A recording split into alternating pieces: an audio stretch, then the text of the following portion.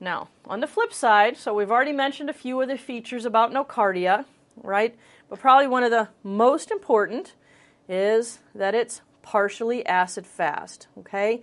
Remember what I said about that. I said acid-fast is going to be a really important feature because if you see something in a question that is mentioned as acid-fast or partially acid-fast, you should already have kind of a short list in your head of what the potential organisms might be, okay? Now, the different species that cause infection in the genus Nocardia are Nocardia asteroides and Nocardia brasiliensis. So those are probably the most clinically important species. Again, we mentioned that these were aerobic, okay, and partially acid-fast, and the reservoir is basically soil and dust. So transmission is exogenous. And predominantly, when we're talking about the Nocardia and exogenous transmission, talking about airborne transmission, but you can also get this from traumatic implantation.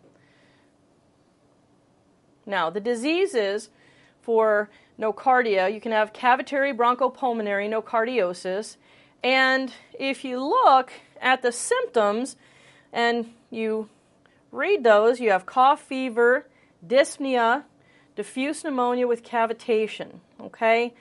Now, that can look very similar to TB. And in fact, Nocardia usually shows up in immune-compromised patients.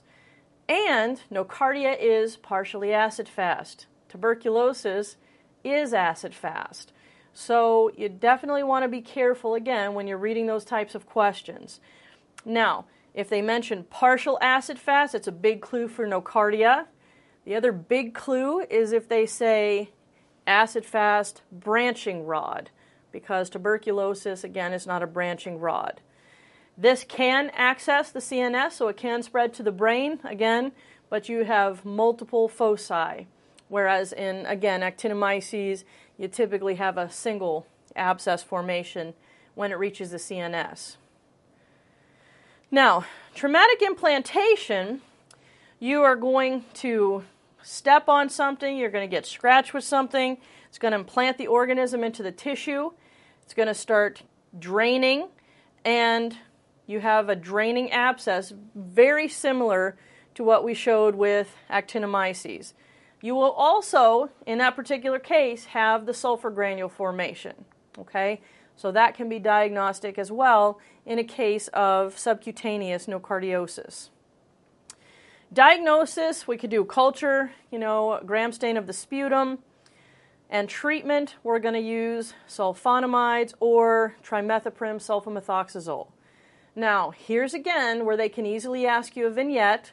You've got an immune-compromised patient with these respiratory symptoms. They tell you that you have partially acid-fast rods or branching rods, and then they're going to want to know how you want to treat that patient. And what they're going to do is they're going to list sulfonamides or list TMP, SMX.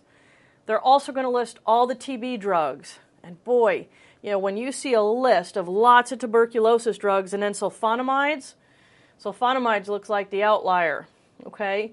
And you're going to be scrutinizing those TB drugs. Well, if you picked up the clue about partially acid-fast or branching rod, you'll know then that the treatment is sulfonamide. So again, that's another thing you might watch out for.